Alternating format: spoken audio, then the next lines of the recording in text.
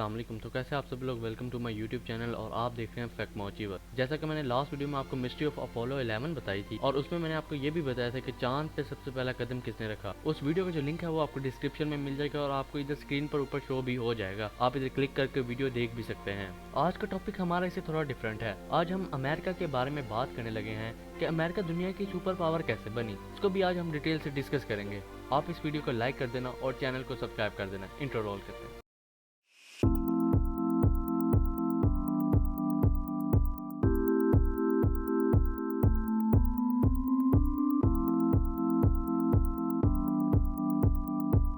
ऐसी कौन सी कंट्री है जो कि आज दुनिया की सबसे बड़ी सुपर पावर बनी हुई है? अगर इसी सवाल का जवाब ढूंढने में आपको मुश्किल होती है तो जरा इस चीज को सोचिए कि किस कंट्री की इकोनॉमी सबसे लार्जेस्ट है और किस कंट्री की सबसे ज्यादा जीडीपी है और किस कंट्री की कंपनीज दुनिया की सबसे फेमस कंट्रीज हैं, और इसी के साथ साथ आखिर वो कौन सी कंट्री है जिसने सबसे ज्यादा नोबेल प्राइजेस जीते हैं, और आखिर वो कौन सी कंट्री है जिसके पास सबसे ज्यादा स्ट्रॉन्गेस्ट मिलिट्री पावर है। और इन सब सवालों का जवाब है अमेरिका। लेकिन अभी भी सवाल यहाँ पर ये है कि यूएसए दुनिया की सुपर पावर कैसे बनी? इन्होंने आखिर ऐसा क्या किया जिसकी वजह से आज अमेरिका दुनिया की सबसे पावरफुल कंट्री बनी हुई है?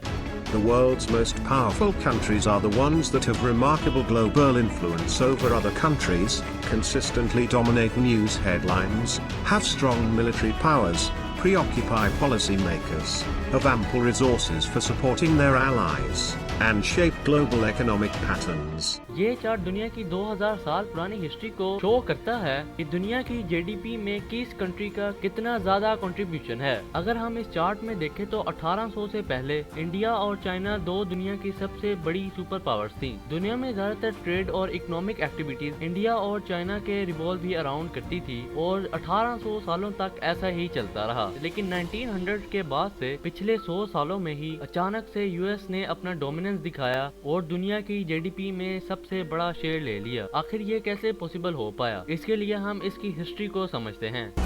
This North American nation is the most dominant in military powers and unmatched economic strength, making it the world's most powerful country.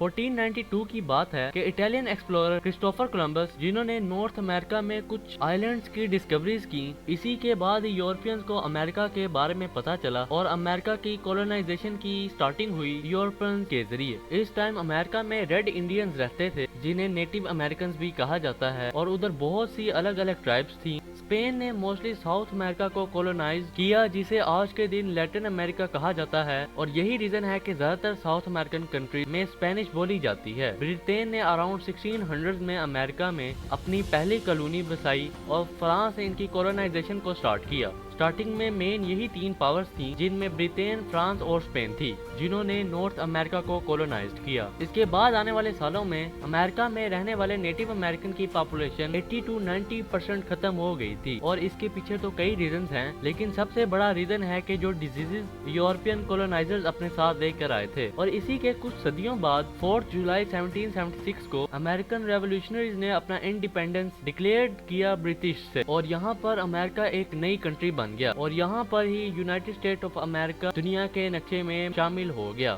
ये अपने आप में एक काफी बड़ी कहानी है। अगर हम 1850 के बाद की बात करते हैं, इस चार्ट में अमेरिका का जो ग्राफ है वो 1850 के बाद ही ऊपर उठना शुरू हुआ है। ये वो जमाना था जब ब्रिटिश, फ्रेंच और स्पेनिश कॉलोनाइजर्स दुनिया भर की कई टेरिटरीज में कब्जा करके बैठे हुए थे।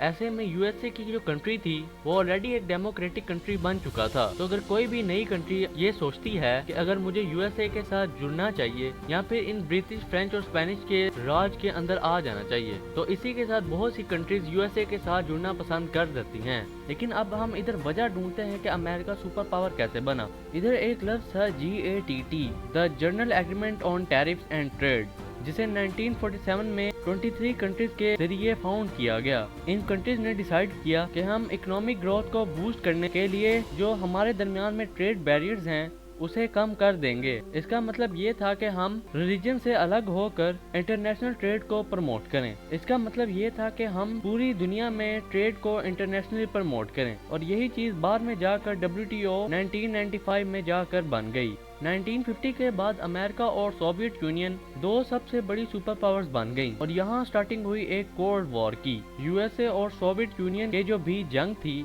उसे कोल्ड वार कहा जाता है। ये एक आइडियोलॉजिकल वॉर थी कम्युनिज्म और कैपिटलिज्म के बीच में, लेकिन इसके पीछे एक और भी वजह थी कि बहुत सी कंट्रीज यूएसए पर बाद में डिपेंड करने लग गईं, क्योंकि यूएसए उन कंट्रीज में अपनी फंडिंग करता था, जिसकी वजह से अमेरिका और भी पावरफुल होने लगा। और यही रीजन है कि आज के दिन अमेरिका की 800 से ज्यादा मिलिट्री बेसिस हैं, जो कि 70 मुल्कों में बटी हुई हैं। और कोल्ड वार के दरमियान ये सब अचीव करने के लिए अमेरिका को बहुत सारा पैसा स्पेंड करना पड़ा अपनी मिलिट्री पर, जिसकी वजह से आज के दिन अमेरिका की मिलिट्री पावर दुनिया में आज सबसे ज्यादा बेस्ट है। और मिलिट्री पावर के साथ साथ अमेरिका ने ट्रेड पर भी बहुत फोकस किया। ट्रेड की वजह से आज वो दुनिया की सबसे ज्यादा पावरफुल इकोनॉमी है और पावरफुल कंट्री के साथ साथ सुपर पावर भी। तो उम्मीद करता हूँ कि आज की वीडियो भी आपको पसंद आई होगी। अगर पसंद आई है तो इसे लाइक कीजिएगा, चैनल पर क्यों नहीं है तो सब्सक्राइब करना मत भूलना।